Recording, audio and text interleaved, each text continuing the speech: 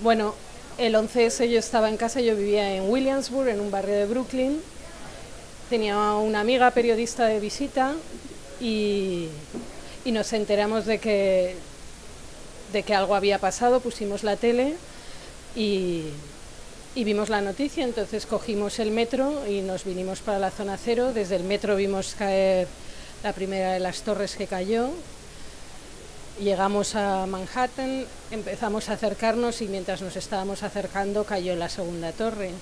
Y a partir de ahí fue acercarnos a hablar con la gente que salía, intentar entender un poco la historia de lo que estaba pasando, hablar con el periódico y volver andando a casa con toda la gente que intentaba salir de la ciudad y empezar a escribir y desde entonces trabajar y cubrir la noticia, que yo había llegado solo unos meses antes a Nueva York y esto fue con lo que debuté periodísticamente.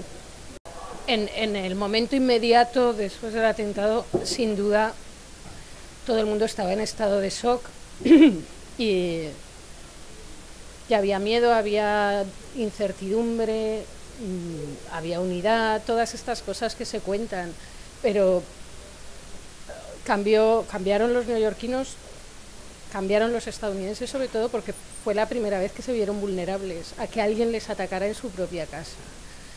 Lo que pasa es que esta es una ciudad muy... Hay una palabra en inglés que es resilient y esta ciudad, yo creo que los neoyorquinos nunca van a olvidar el 11S, pero lo han superado y siguen adelante.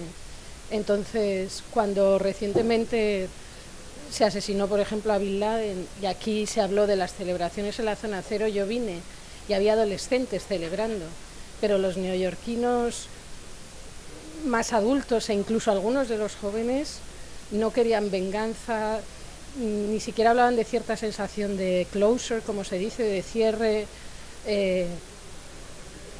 Sí, la gente tiene una herida abierta, pero ha aprendido a vivir con ella. Y el miedo está, pero es muy relativo. No, la gente no vive con miedo en Nueva York. La gente no vive con miedo.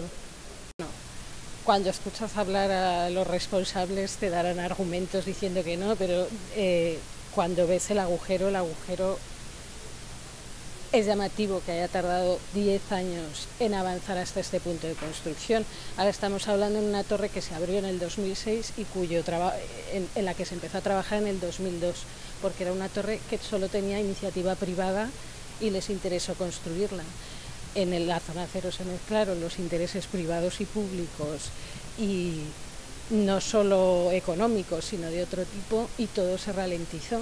Y es verdad que es un proyecto muy complejo en el que ha habido que hacer mucho trabajo subterráneo, pero 10 años son demasiado tiempo para que la zona cero esté como está, y han acelerado para poder tener el memorial en el 10º aniversario, que se llamaba la Freedom Tower, ahora está avanzada, pero muchos neoyorquinos no entienden que esta ciudad, que se mueve tan rápido y donde las cosas pasan tan rápido, haya tardado tanto en un sitio además que es tan doloroso y tan significativo.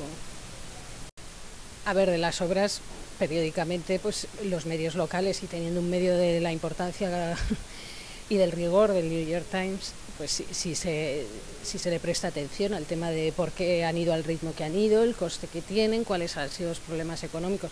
Este año, obviamente, en el 10º aniversario, va a haber gran análisis de dónde está la obra y por qué.